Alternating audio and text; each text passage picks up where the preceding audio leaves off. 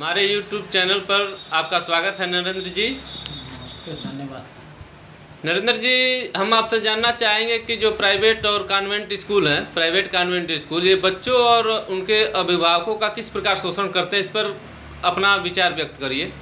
अशोक जी, बहुत बहुत धन्यवाद आपको सवाल पूछने के लिए। हमको लगता है कि आप ऐसे टटोल टटोल कर मुद्दा लाते हैं शायद, और मीडिया वालों को इसको बहुत पहले उठाना चाहिए, मगर हम देखते हैं कि और कोई मीडिया वाला, पत्रकार, यूट्यूबर इस प्रकार के मुद्दा नहीं पूछता है। इस प्रकार का ज्वलंत मुद्दा आप पूछते हैं ना अशोक जी। सबसे पहले हम आपको बता दें कि 80-85% विद्यालय, प्राइवेट विद्यालय जो है नेताओं के हैं, अधिकारियों के हैं, धनपशुओं के हैं। और शिकायत किससे करेंगे? अपनी हंसी खुद को रुलाए तो क्या करूं, घर का दीपक घर को जलाए तो क्या करूं। जिससे शिकायत करेंगे पता चलेगा उसी का विद्यालय है, उसका भी विद्यालय है। तो अपने विद्यालय में इसलिए एक्शन नहीं लिया जाता है, नहीं तो अभिभावकों का, गार्जियन का इतना शोषण होता है, इतना शोषण होता है कि जब एकांत में आप करेंगे। आज की स्थिति, महंगाई इतनी बढ़ गई है कि आदमी सुबह में भोजन बन गया, हमारे जैसा व्यक्ति सुबह में भोजन बन गया तो शाम को सोचना पड़ता है कि नहीं यानी शाम का भोजन कैसे बनेगा। यानी चाह करके दाल भात रोटी सब्जी घी अचार दूध दही फल फूल के साथ हमारे जैसा व्यक्ति नहीं खा पाता है। हमारे जैसा नहीं, हम जानते हैं 80% लोग दाल चावल रोटी सब्जी पाभर दूध अचार और दूध के साथ और फल फूल के साथ भोजन 80% लोग नहीं कर पाते हैं। यानी कि दोनों टाइम में कुछ लोग ऐसे भी हैं कि रहर का दाल खैले या ना कई महीना हो गई मगर होता क्या है कि सबके नियत में ये है अशोक जी की बच्चे को या ना अच्छी से अच्छी शिक्षा दी जाए ना। जी जी जी। और प्राइवेट सरकारी विद्यालय की हालत ये है कि मास्टर साहब या ना, मैंने अब क्या बताया जाए, आप जान ही रहे हैं। हाँ, भाग्य भरोसे जो यानी हाई कोर्ट का आदेश है कि सरकारी कर्मचारी अपने बच्चे को या प्राइमरी विद्यालय में पढ़ाएंगे, सरकारी विद्यालय में पढ़ाएंगे। पर हाई कोर्ट, सुप्रीम कोर्ट का जो भी आदेश होगा वो कोई मान्य नहीं है और उनका बच्चा खुद उनके सरकारी विद्यालय में नहीं पढ़ रहा है तो दूसरे के बच्चे को कितना बढ़िया पढ़ाएंगे। यदि उनको भरोसा रहता तो अपने बच्चे को प्राइमरी विद्यालय या सरकारी विद्यालय में पढ़ाते हैं ना। अशोक जी, अब रह गई कॉन्वेंट विद्यालय का शोषण।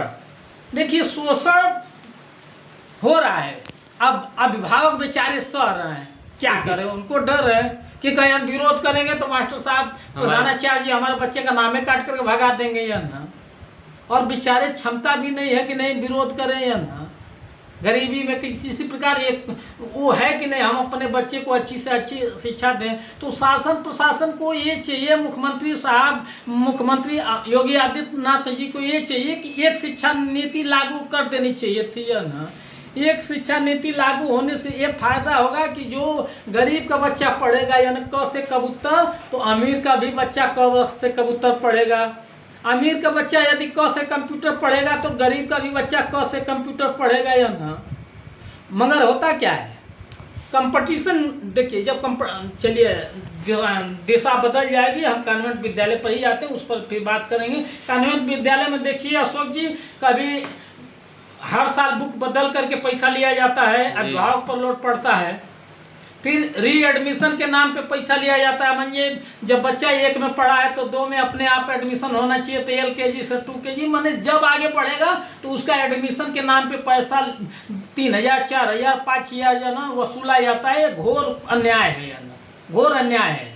और जिला अधिकारी महोदय, ऑल यूपी के जिला अधिकारी महोदय, शासन प्रशासन से मैं नरेंद्र नाथ यादव हाथ जोड़ करके मांग कर रहे हैं कि इस प्रकार के ना मने कृत्य को रोका जाए या ना, घोर इसका निंदा किया जाए कि नहीं या ना।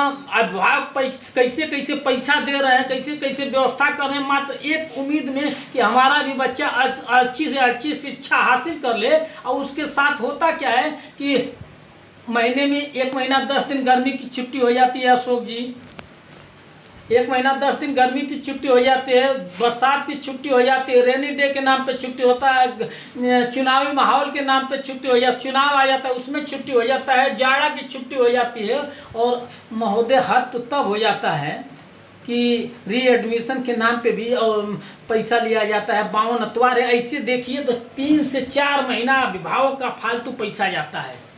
तो अशोक जी, सबसे पहले हम हर विद्यालय के प्रधानाचार्य से, कॉन्वेंट प्राइवेट विद्यालय के प्रधानाचार्य से हाथ जोड़कर निवेदन करेंगे, क्योंकि हमारे भी 2-3 बच्चे हैं, पढ़ते हैं, और 2,000-3,000 रुपया रीएडमिशन के नाम पे दोबारा मैंने एक क्लास से दूसरे क्लास गए तो उनको 3,000-2,000 रुपया लिया जा रहा है, मांग किया जा रहा है। अभी हम पैसा दिए नहीं है, उनसे बात करेंगे, यदि बात हमारी मान जा रहे हैं तब तो ठीक है, नहीं बात मानेंगे तो हम धरना प्रदर्शन पे जाएंगे, मुख्यमंत्री को लेटर लिखेंगे, विभागीय अधिकारी को लेटर लिखेंगे, जो है ना, और ज़रूर कोशिश करेंगे कि हर अभिभावक ऐसे जागरूक हों और जो है ना कि अपने रीएडमिशन के नाम पे उनके साथ शोषण जो हो रहा है उसको बंद कराएं, है ना। अपने बहुमूल्य विचार के लिए धन्यवाद है आपका। अशोक जी, आपको भी धन्यवाद।